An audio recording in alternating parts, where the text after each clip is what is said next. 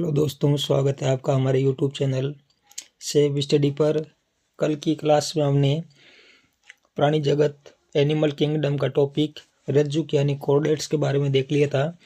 आज हम देखेंगे अरज्जुकी यानी नॉन कोऑर्डिनेट्स फाइलम।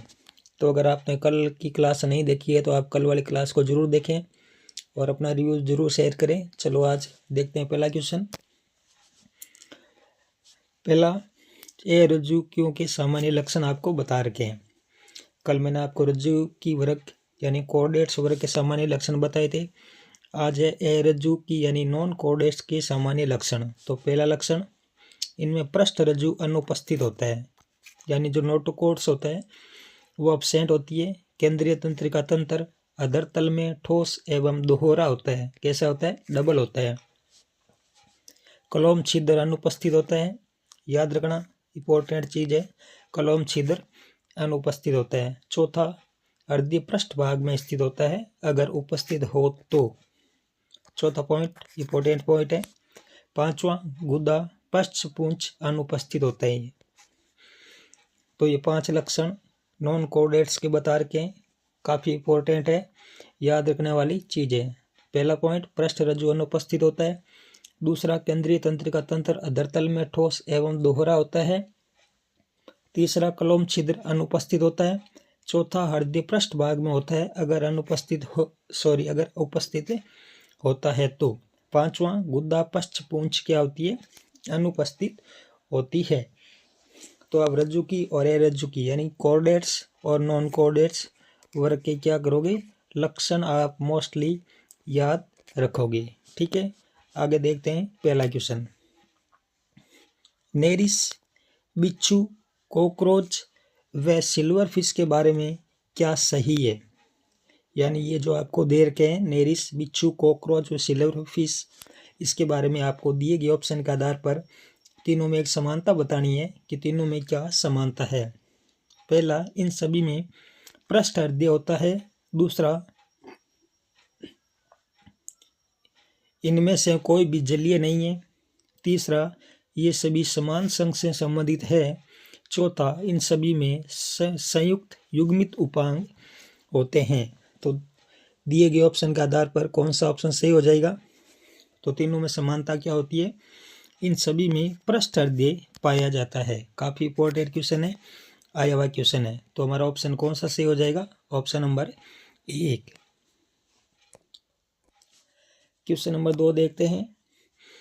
द्विपार्श्व समिति, विखंडी खंडी भवन, परगुआ एवं खुला परिसंचरण तंत्र निम्न में से किस संघ की विशेषता को बतलाते हैं? Option number 1 Annelida, option number 2 Mollusca, option number C Arthropoda, option number D Echinodermata. तो ये जो विशेषता दे रखी है, द्विपार्श्व समिति, विखंडी खंडी भवन, परगुआ एवं खुला परिसंचरण तंत्र, ये किस संघ की विशेषता है ये आपको बताना है। तो ये किस संघ की विशेषता होती है? तो दिए गए ऑप्शन के आधार पर हमारा कौन सा ऑप्शन सही हो जाएगा? तो वो ऑप्शन सही हो जाएगा ऑप्शन नंबर सी, यानी आर्थ्रोपोडा संघ। नेक्स्ट क्वेश्चन देखते हैं। क्वेश्चन नंबर 3, स्पंज के बारे में निम्न में से कौन सा विकल्प सही नहीं है? आपको बताना है कि जो स्पंज होती है इसके बारे में कौन सा जो कथन है, विकल्प जो है सही नहीं है। तो पहला, इनमें आंतरिक निषेचन पाया जाता है। दूसरा, बाह्य निषेचन। तीसरा, जैमील निर्माण। चौथा, युग्मक बाह्य त्वचीय कोशिकाओं से बनते हैं। तो दिए गया ऑप्शन के आधार पर आपको बताना है कि स्पंज के बारे में कौन सा ऑप्शन सही नहीं है। तो हमारा कौन सा ऑप्शन सही हो जाएगा? वो ऑप्शन सही हो जाएगा ऑप्शन नंबर बी, यानी स्पंज में बाह्य निषेचन नहीं पाया जाता है। इनमें आंतरिक निषेचन होता है, जैम्यूल निर्माण की प्रक्रिया पाई जाती है, युग्मक बाह्य त्वचीय कोशिकाओं से बने होते हैं। तो हमारा कौन सा ऑप्शन सही हो जाएगा? Option number B. काफ़ी इंपॉर्टेंट क्वेश्चन है, लास्ट ईयर एग्जाम में पूछा भी गया हुआ है। आगे देखते हैं क्वेश्चन नंबर 4, निम्न में से किसका शरीर संरंध्रित एवं द्विकोरकी होता है? आपको बताना है दिए गए ऑप्शन के आधार पर कि किनका जो शरीर है वो संरंध्रित एवं द्विकोरकी होता है। ऑप्शन नंबर 1 ओरेलिया व Obelia, option number B Adamsia व Euplectella. Option number C Leucosolenia व Spongilla. Option number D Sycon व हाइड्रा। तो हमारा ऑप्शन कौन सा हो जाएगा? जिनका शरीर संरंध्रित एवं द्विकोरकी होता है। तो दिए गए ऑप्शन के आधार पर हमारा जो ऑप्शन मैच हो रहा है वो हो जाएगा ऑप्शन नंबर सी, यानी जिनका शरीर संरंध्रित एवं द्विकोरकी होता है वो होते हैं ल्यूकोसोलेनिया व स्पोंजिला। काफ़ी इंपॉर्टेंट क्वेश्चन है, सेकंड ग्रेड एग्जाम में पूछा गया क्वेश्चन है, आप याद रखोगे इसको। चलो देखते हैं अगला क्वेश्चन। अगला क्वेश्चन है निम्न में से आर्थ्रोपोडा के उदाहरण कौन से हैं? यानी दिए गए ऑप्शन में आपको देखना है कि सारे के सारे आर्थ्रोपोडा के उदाहरण कौन से हैं। तो ऑप्शन नंबर 1 सिल्वर फिश, तारामीन और झींगा। Option number B claim worm, सेब गोंगा, मधुमक्खी। ऑप्शन नंबर सी स्टार, टंग वर्म, बिच्छू। ऑप्शन नंबर डी कॉकरोच, बिच्छू और झींगा। तो आपको पता लगाना है कि दिए गए ऑप्शन के आधार पर आर्थ्रोपोडा के उदाहरण किस ऑप्शन में बता रखे हैं। तो कौन सा ऑप्शन हो जाएगा हमारा? ऑप्शन नंबर डी कॉकरोच, झींगा एवं बिच्छू। ये सारे क्या हैं? आर्थ्रोपोडा के उदाहरण है। यह आपको किसी न किसी एग्जाम में जरूर क्वेश्चन देखने को मिलेगा। चलो देखते हैं नेक्स्ट क्वेश्चन। स्तंभ 1 और स्तंभ 2 मिलाना है और दिए गए कोड से सही विकल्प को चूज करना है। तो स्तंभ 1 में आपको कुछ अंगों के नाम दे रखे और स्तंभ सेकंड में आपको संघ के नाम दे रखे। तो आपको बताना है कि किस संघ में कौन से अंग जिसका आधार पर प्रतिक्रिया दर्शाई जाती है पाए जाते हैं। तो कौन सा हो जाएगा? कॉलर कोशिकाएं। कॉलर कोशिकाएं किस संघ का उदाहरण होती है? तो वो पाई जाती है पोरीफेरा में। किस में पाई जाती है? पोरीफेरा में ए से 3। तो आप देख सकते हैं कि ऑप्शन में किस में ए से 3 मैच हो रहा है। तो ऑप्शन नंबर 4 में केवल ए से 3 मैच हो रहा है। और जो 10 कोरक कोशिकाएं होती है वो किस में पाई जाती है? तो 10 कोरक जो कोशिकाएं होती है वो पाई जाती है सिलेंट्रेटा वर्ग में। किस में पाई जाती है? सिलेंट्रेटा वर्ग में। और ज्वाला कोशिकाएं किस में पाई जाती है? वो पाई जाती है प्लेंटीहेल्मिंथीज में। वृक्क किस में पाए जाते हैं? एनिलिडा वर्ग में। और कंकत पट्टिकाएं किस वर्ग में पाई जाती है? तो वो पाई जाती है टिनोफोरा वर्ग में। इस प्रकार हमारा ऑप्शन कौन सा सही हो जाएगा? ऑप्शन नंबर 4 यानी डी। काफ़ी इंपॉर्टेंट क्वेश्चन है, फर्स्ट ग्रेड एग्जाम में पूछा गया है। यहाँ से कोई न कोई क्वेश्चन आपको जरूर मिलेगा, पूछेगा। ये सीधा पूछ लेगा कि 10 कोरक कोशिकाएं किस वर्ग का उदाहरण है? तो सिलेंट्रेटा। ज्वाला कोशिकाएं किस वर्ग में पाई जाती है? प्लेंटीहेल्मिंथीज। या आपसे ये मैथ्स भी क्वेश्चन करवा सकता है। तो काफ़ी इंपॉर्टेंट क्वेश्चन है, इसके बारे में ध्यान रखना। नेक्स्ट क्वेश्चन देखते हैं। पोरीफेरा के सर्वाधिक सरल प्रकार के नाल तंत्र में निम्न में से किस विधि से जल प्रवाह होता है? यानी आपको बताना है कि पोरीफेरा के अंदर किस विधि के द्वारा जल प्रवाह पाया जाता है। तो ऑप्शन नंबर 1 ऑस्टिया, स्पंजगुआ, ऑस्कुलम बाहर। दूसरा ऑप्शन स्पंजगुआ, ऑस्टिया या ऑस्कुलम से बाहर होता है। सी ऑप्शन ऑस्कुलम, स्पंजगुआ या ऑस्टिया बाहर। ऑप्शन नंबर 4 ऑस्कुलम, ऑस्टिया या स्पंजगुआ से बाहर होता है। तो दिए गए ऑप्शन के आधार पर आपको बताना है कि पोरीफेस में किस विधि से जल प्रवाह पाया जाता है। दोस्तों ये पोरीफेरा है, इसमें यहाँ पर पोरीफेस हो गया है, पोरीफेरा।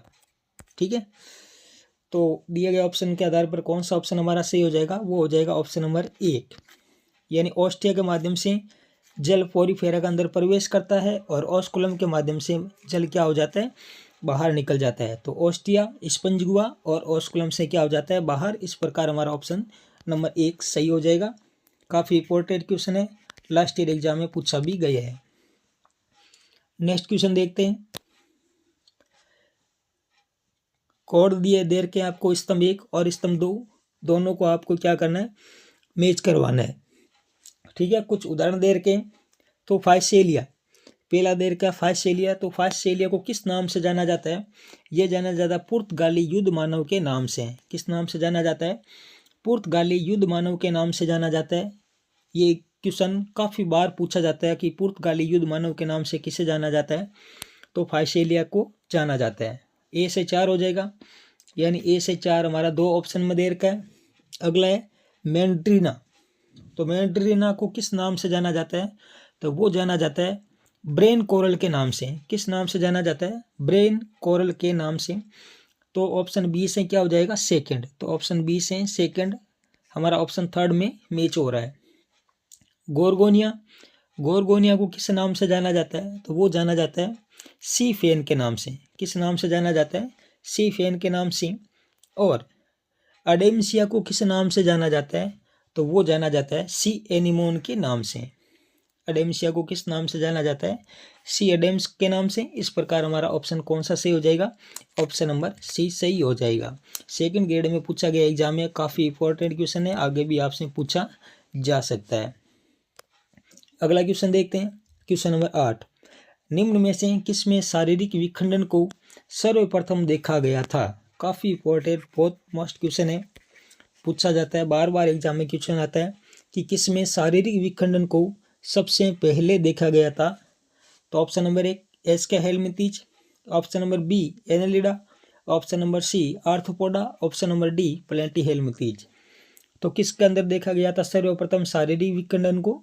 तो वो देखा गया था एनेलिडा के अंतर्गत। किसमें देखा गया था? एनेलिडा के अंतर्गत। तो इस क्वेश्चन को पर्सनली आप लोग याद रखोगे, कभी भी आपको ये क्वेश्चन दोबारा दिखाई दे सकता है। नेक्स्ट क्वेश्चन देखते हैं, क्वेश्चन नंबर 9। नीचे दिए गए संघ, एक संघ की कुछ विशेषताओं को दर्शाया गया है, इसे पहचानिए। यानी कुछ आपको विशेषताएं दे रखी है, आपको बताना है कि दी गई विशेषता किस संघ से मैच होती है या किस संघ से संबंधित ये विशेषता है। यानी पहली विशेषता, इनमें उत्तक अनुपस्थित होते हैं, आंतरिक निषेचन पाया जाता है, अप्रत्यक्ष परिवर्धन की प्रक्रिया होती है, ऑस्टिया अनेक एवं एकल ऑस्कुलम व नाल तंत्र युक्त स्पंज गुहा पाई जाती है, और ये उभयलिंगी होते हैं। तो आपको बताना है कि ये जो विशेषता है ये किस संघ से संबंधित विशेषता है। तो दिए गए ऑप्शन के आधार पर निडेरिया, पोरीफेरा, प्लेटीहेल्मिंथीज या टिनोफोरा। तो ये विशेषता किस संघ से संबंधित है? तो ये पाई जाती है पोरीफेरा संघ में। यानी पोरीफेरा संघ में उत्तक अनुपस्थित होते हैं, आंतरिक निषेचन पाया जाता है, अप्रत्यक्ष परिवर्धन होता है, ऑस्टिया एवं एकल ऑस्कुलम नाल तंत्र युक्त स्पंज गुही होते हैं, और ये उभयलिंगी होते हैं। काफ़ी इंपॉर्टेंट क्वेश्चन है, अच्छा क्वेश्चन है, ध्यान रखना। अगला क्वेश्चन देखते हैं, क्वेश्चन नंबर 10। क्वेश्चन क्या कर रहा है? 10 पुटिकाएं यानी निमेटोसीड्स इनमें पाए जाते हैं। यानी ये आपको कह रहा है कि निमेटोसीड्स जिनको 10 पुटिकाएं बोला जाता है, ये किस में पाई जाती है? तो ऑप्शन नंबर 1 ततैया व मधुमक्खी में, ऑप्शन नंबर बी बिच्छू व कोबरा में, ऑप्शन नंबर सी समुद्री पिच व सी फेन में, ऑप्शन नंबर डी कैक्टस व विनस फ्लाई ट्रैप में। तो आपको बताना है कि 10 पुटिकाएं निमेटोसीड्स किन में पाई जाती हैं। तो दिए गए ऑप्शन के आधार पर हमारा ऑप्शन कौन सा सही हो जाएगा? वो हो जाएगा ऑप्शन नंबर सी, यानी समुद्री पिच व सी फेन में 10 पुटिकाएं यानी निमेटोसीड्स पाए जाते हैं। काफ़ी अच्छा क्वेश्चन है, क्वेश्चन को ध्यान रखना। नेक्स्ट क्वेश्चन, आगे फिर एक विशेषता बता रखी है, आपको बताना है कि दी गई विशेषता किस संघ से संबंधित है। तो नीचे दी गई विशेषता व इसके द्वारा दर्शाई जाती है। पहला, बाह्य कोशिकीय एवं अंतःकोशिकीय पाचन होता है इनमें। दूसरी, विशिष्ट रूप से ये समुद्री होते हैं, अरीय समिति पाई जाती है, द्विकोरकी व उत्तक स्तर का संगठन पाया जाता है। तीसरा, उभयलिंगी होते हैं, बाह्य निषेचन व अप्रत्यक्ष परिवर्धन पाया जाता है, कोई भी अलैंगिक प्रजनन नहीं पाया जाता, और कंकत पट्टिकाओं की उपस्थिति होती है। तो दी गई विशेषता किस संघ को दर्शाती है? निडेरिया, पोरीफेरा, टिनोफेरा या इनमें से कोई नहीं। तो ये विशेषता किस वर्ग को दर्शाएगी? तो ये दर्शाती है टिनोफोरा वर्ग को। काफ़ी अच्छा क्वेश्चन है, ध्यान रखना। नेक्स्ट क्वेश्चन देखते हैं। निम्न में से किसे सामान्य रूप से मुक्ता सुक्ति यानी पर्ल ऑयस्टर कहा जाता है? काफ़ी अच्छा क्वेश्चन, एक बार फर्स्ट ग्रेड एग्जाम में ये पूछा गया था।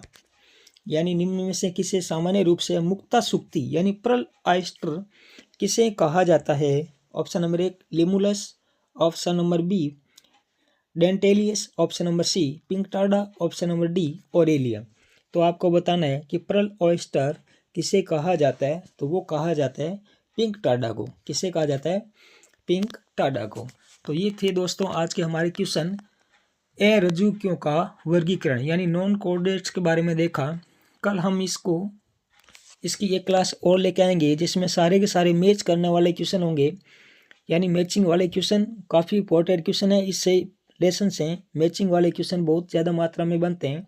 तब तक आप इस क्लास को पूरी ज़रूर देखें, अपने दोस्तों के साथ शेयर करें, सब्सक्राइब करें और लाइक करें। तब तक के लिए धन्यवाद। जय हिंद, जय भारत।